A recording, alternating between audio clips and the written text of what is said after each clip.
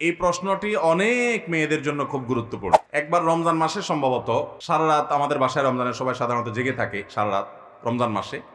দিনে ফজরের পরে এরশাক করে তারপরে 4-5-6 ঘন্টা একসাথে ঘুমায়। এটা আমাদের বাসায় একটা কালচার অনেক দিন থেকে। তো বিশেষ করে শেষ দশকে বেশি, আর অন্য সময় অনেক সময় হয়, করোনার সময় একটু বেশি হয়েছে। যাই হোক, তো আমার মনে আছে একবার কোন এক রমজান মাসে 1-2 বছর আগে হবে, করোনার মধ্যেই। তো আমরা এরকম সকালে ঘুমাইছি, মোবাইল সাইলেন্ট করা আছে, ঘুম থেকে জোরের আগে উঠছি, উঠার পরে দেখি একই নাম্বার থেকে অনেকবার কল, ধরেন 15-20 বার কল। আরে একটা নাম্বার থেকে এতবার কল আসছে, নিশ্চয়ই কোনো মানুষ বিপদে পড়ছে।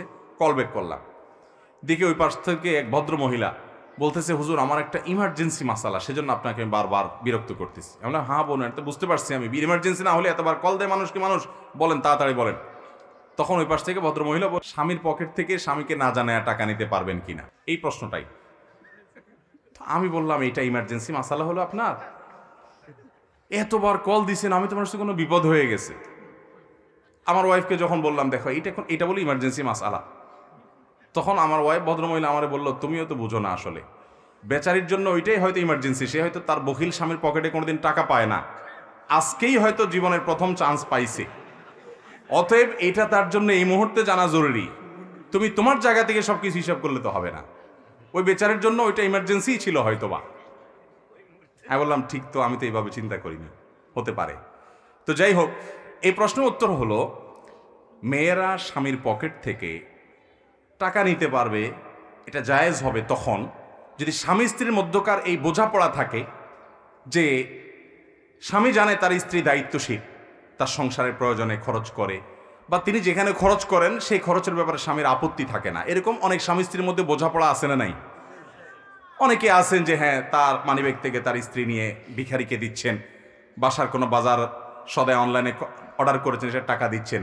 স্বামীর কাছ থেকে প্রত্যেকটার জন্য আলাদা আলাদা অনুমতি নেওয়ার দরকার নাই, স্বামীর মৌন সম্মতি আছে। আছে না? এরকম অনেক ফ্যামিলি। এরকম যদি হয় তাহলে তো আপনি নিতে পারেন, কোনো অসুবিধা নেই। আর যদি ব্যাপারটা এরকম হয় যে আপনি স্বামী ঘুমানোর পর ওই হুজুরের কাছ থেকে মাসালা জিজ্ঞাসা করে তারপর চুপে চুপে আস্তে করে মানিব্যাগটা বের করে আপনি সেখান থেকে টাকা পড়ায় সরায় আবার জায়গা মতো রেখে দিচ্ছেন, ভদ্রলোক যাতে টেন না পায়, প্রক্রিয়া যদি এটা হয় তাহলে সেটা না জায়েজ। কারণ সেটা হবে কি তখন? চুরি। তখন সেটা হবে কি? চুরি। কোনো কোনো ক্ষেত্রে ডাকাতিও হয় আজকাল, কোনো কোনো ফ্যামিলিতে কি হয়, ডাকাতি মানে কি সরাসরি ওঠ, টাকা না দিলে খবর আছে।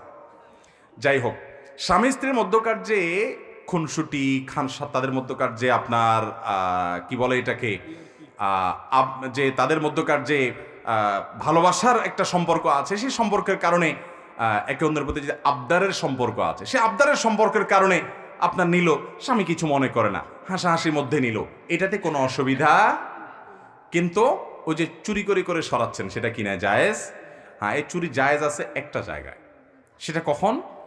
আপনার স্বামী, আপনি অসুখে মরে যান তবুও আপনাকে ডাক্তারের কাছে নেয় না, আপনার বাসায় বাজার নাই তবুও দেয় না। অনেক বিশেষ করে এক স্বামী আরেক বিয়ে করলে অনেক সময় দেখা যায় অনেক জালেম, এই বউর খোঁজ খবর আর নেয় না, একেবারে নিত্য প্রয়োজনীয় তার যে প্রাপ্য সেটাও দেয় না, বাপের বাড়ির থেকে এনে বেচারি সংসার চালান লাগে, চাল ডাল কিনা লাগে। এরকম যদি হয় তখন এই স্বামীকে যদি আপনি বাগে পান, তো আপনার যতটুকু না হলে নয়, যেটা আপনার প্রাপ্য অধিকার, ভরণ পোষণ, খাবার দাবার, চাল ডাল কেনার, এই রকম টাকা তার কাছ থেকে আপনি সরায় নিতে পারেন, এটা জায়েজ হবে। কথা কি ক্লিয়ার? তাহলে স্বামী তার স্ত্রীর পকেট থেকে চোখ বন্ধ করে কেবল টাকা নিবেনই নিবেন, এটা কিন্তু জায়েজ নাই। বিশেষ করে স্বামী যদি আপত্তি করে যে হ্যাঁ আমাকে বলে নিবা, বা আমাকে না বলে নিবা না, বা স্বামী শুনলে নাখোশ হয়, নারাজ হয়, তাহলে সেক্ষেত্রে তাকে না বলে নেওয়া যাবে না। আমি একজন ব্যবসায়ী, মহিলাদের দিকে তাকিয়ে বেচা কেনা করা লাগে, এ ব্যাপারে করণীয় কি? দেখুন, অনেক দোকানদার আছেন, কাপড়ের দোকানদার, মুদির দোকানদার, তারা দোকানদারি করতে গিয়ে মহিলা কাস্টমারদের সাথে কথা বলা লাগে।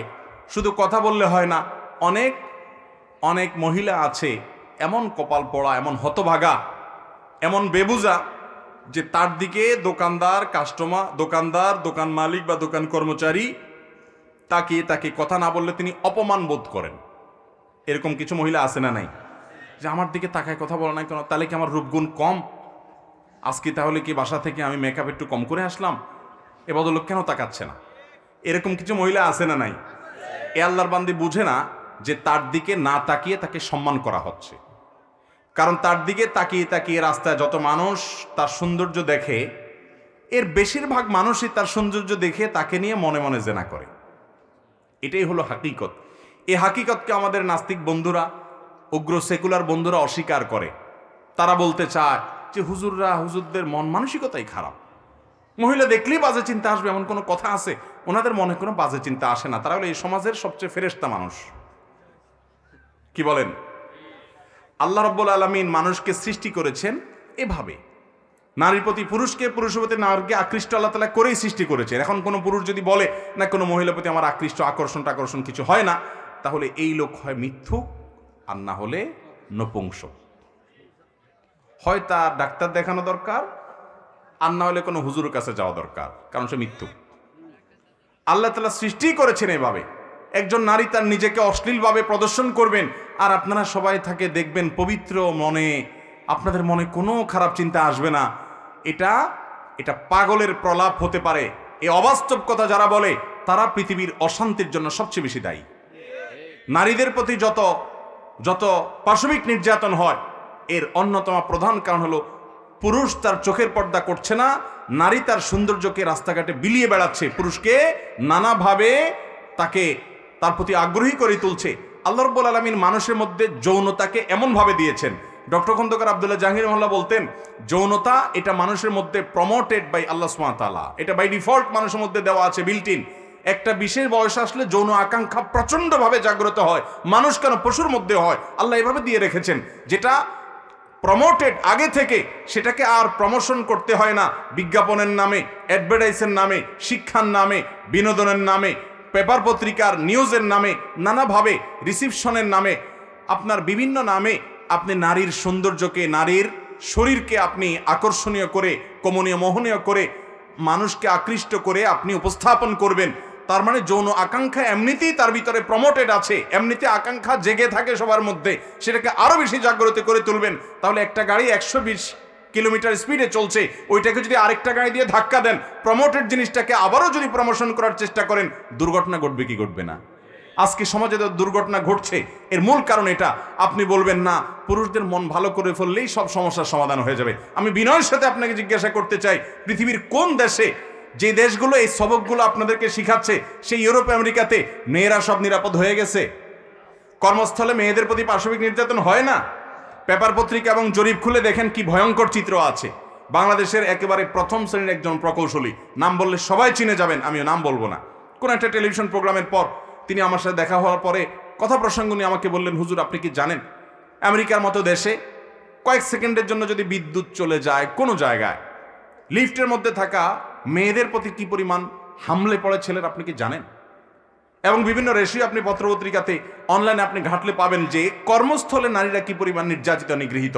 শতকরা কত পার্সেন্ট মেয়েরা বিভিন্নভাবে যৌন নিপীড়নের শিকার, আপনি অনলাইন ঘাটলে পেয়ে যাবেন জরিপ।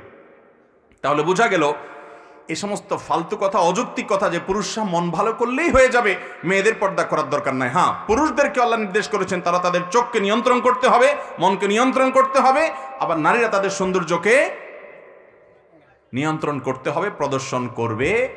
এই উভয়মুখী প্রচেষ্টা দ্বারা একটা সমাজ স্থিতিশীল এবং স্বাভাবিক অবস্থা যাবে। আল্লাহ আমাদেরকে পর্দার বিধানের গুরুত্ব বোঝার তৌফিক দান করুন। তা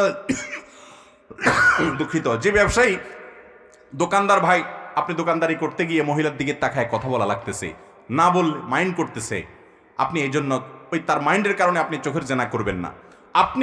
আমি দোকানদার হিসেবে আপনাকে পরামর্শ দিব, আপনি ওই কাস্টমারকে এমন সুন্দরভাবে তার সাথে বিহেভ করবেন যে তার জন্য প্রয়োজনীয় পরামর্শটা দিবেন, যে আপা বা বোন বা মা বা খালা বলে তো আজকাল মেয়েরা যেতে যাবে, দরকার নাই, আপাই বলেন, যে বোন, যে আপনার জন্য এটা মনে হয় ভালো হবে, বা এটা নকল, এটা আসল, এটা এত, এর নিচে আমি পারবো না। আপনার আচার আচরণ দ্বারা বোঝানোর চেষ্টা করেন যে আমি আপনাকে আসলে অবজ্ঞা করছি না বোন, আমি আপনাকে না দেখে, আপনার দিকে তাকিয়ে না থেকে আপনাকে অসম্মান করছি না, আপনার প্রতি সম্মান আমার অন্তরে পরিপূর্ণ মাত্রায় আছে, বাট আপনার দিকে তাকাচ্ছি না সেটাও আপনার প্রতি সম্মানের অংশ হিসাবে। এটা আপনি কোনোভাবে আপনার কাস্টমারকে বোঝানোর চেষ্টা করেন।